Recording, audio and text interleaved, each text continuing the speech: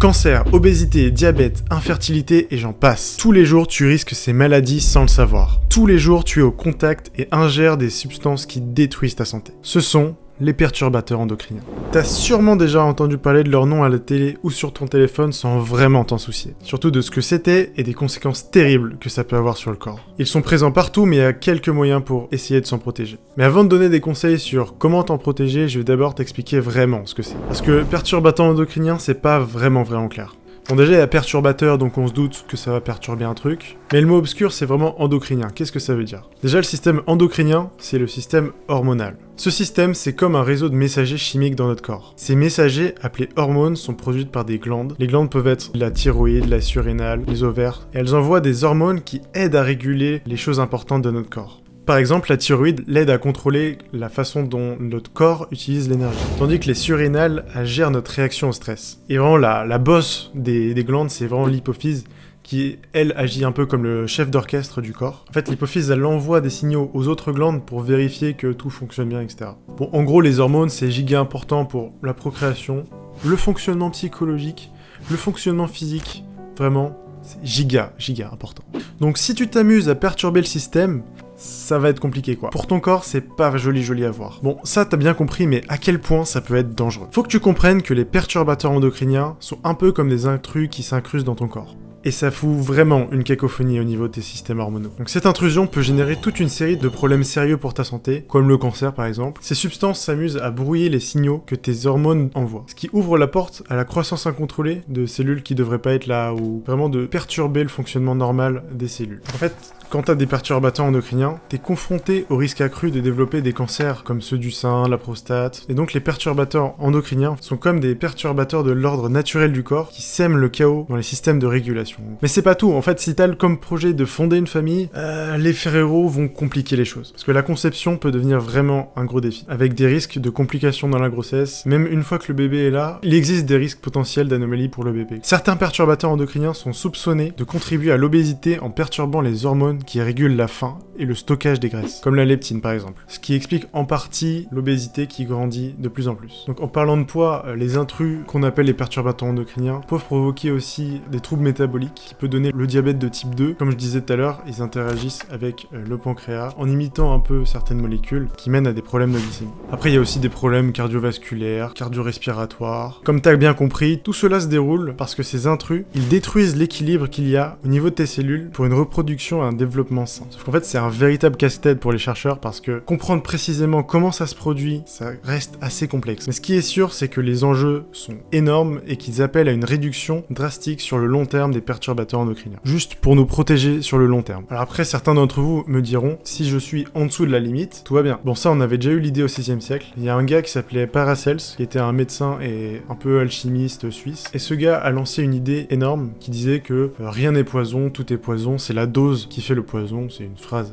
assez connue. Mais en gros, ce qu'il voulait dire, c'est que même si quelque chose peut être toxique à haute dose, à petite dose, ça peut être tranquille, sans danger. Par exemple, boire un verre d'eau, tout va bien. Mais si on commence à boire une piscine municipale, bon, on va peut-être crever, quoi. Mais en gros, cette idée, elle a vraiment tout changé dans le game. Elle a permis de comprendre mieux les effets chimiques des médicaments, des plantes, tout ça sur le corps humain. Ça marche pour tout, en fait. Donc, avec le temps, cette idée a été reprise, évidemment, par les règles de sécurité alimentaire et les conseils de santé publique. Donc, la dose journalière acceptable vient de là-bas. En gros, c'est la quantité de substances que tu peux consommer tous les jours sans trop risquer de problèmes sur le long terme. Souvent, c'est l'OMS, donc l'Organisation mondiale de la santé, qui les fixe. Donc, ça peut être utilisé pour les additifs dans la nourriture, les pesticides et d'autres trucs dans ce que tu manges. En gros, en un mot, ça te dit combien tu peux consommer sans trop t'inquiéter sur ta santé. Mais le gros problème, c'est que c'est pas trop valable pour les perturbateurs endocriniens. C'est pourquoi la dose journalière acceptable est vraiment critiquée en ce moment. Parce que déjà, la façon dont on évalue les doses est vraiment pas parfaite. Par exemple, ils disent que ça pourrait pas prendre en compte tous les effets sur le long terme, surtout en mélangeant toutes les substances. Ça peut avoir un effet cocktail. Et en plus, la dose journalière acceptable, elle prend pas en compte le fait qu'on est tous différents. On réagit pas tous de la même façon aux mêmes substances à cause de nos gènes, notre âge ou notre sexe par exemple. Et le pire, c'est qu'on s'est rendu compte que parfois à petite dose, un perturbateur endocrinien est plus toxique qu'à haute dose. Donc là, à partir de là, on était complètement paumé, on sait plus quoi faire pour s'en prémunir. En gros, il peut avoir des gros effets, même en dessous de la dose journalière acceptable. Bon, maintenant que je t'ai fait peur avec tous les risques que tu encours, je vais quand même te donner des conseils pour éviter de faire face aux perturbateurs endocriniens, même si c'est quasiment impossible, car il y a environ 99% de la population française qui est touchée. Donc bon, c'est compliqué, mais on peut les limiter. Donc il faut au max éviter les produits non bio, sauf s'ils sont vraiment locaux et que tu connais bien leur origine. Selon un récent contrôle de la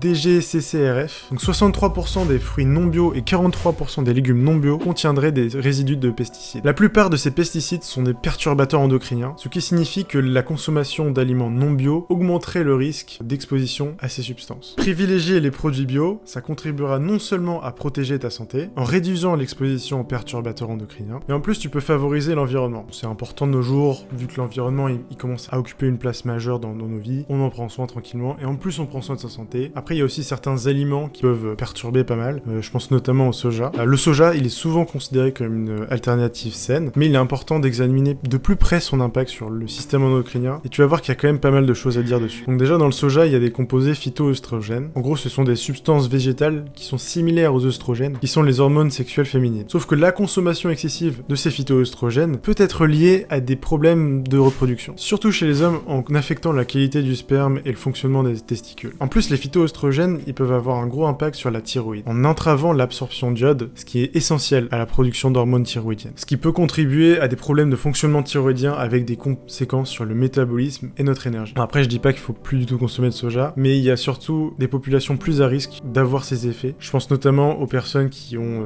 des antécédents de troubles hormonaux ou des femmes enceintes peuvent être plus sujettes aux effets indésirables du soja. Et ensuite, pour te protéger au maximum des perturbateurs endocriniens, la troisième mesure à prendre consiste à éviter autant que possible les contenants en plastique, surtout ceux destinés à tes aliments qui entrent directement en contact avec ta bouche et ton corps, à travers ce que tu manges. Même si le bisphénol A, qui est un perturbateur endocrinien très bien connu, parfois il y a écrit sur les tickets de caisse, ne contient pas de bisphénol A, parce qu'en fait il a été interdit en 2015, du moins en France. Le problème c'est qu'il subsiste d'autres perturbateurs endocriniens dans ces matières plastiques. Parce qu'en fait le bisphénol A a été remplacé par le bisphénol S, qui semble être un autre perturbateur endocrinien même encore plus toxique. C'est-à-dire qu'en 2015, on s'est rendu compte des effets désastreux du bisphénol A, et on s'est dit que comme il n'y avait pas trop d'études sur le bisphénol S, et qu'on savait pas trop ce que ça faisait, on s'est dit que c'était forcément mieux, parce que le bisphénol A c'est vraiment pas ouf. Donc le gouvernement s'est dit let's go sur le bisphénol S. Sauf que les récentes études s'accordent à dire que c'était pire que le bisphénol A. Donc en gros, remplacer un perturbateur par un autre résout pas trop le problème. Donc en gros, les matières plastiques, surtout celles en lien avec la nourriture, présentent un risque non négligeable. Même si le bisphénol A a été banni des contenants alimentaires, il a été réintroduit en 2018 à petite dose dans certains ustensiles de cuisine, tels les cuiseurs vapeur ou les robots de cuisine.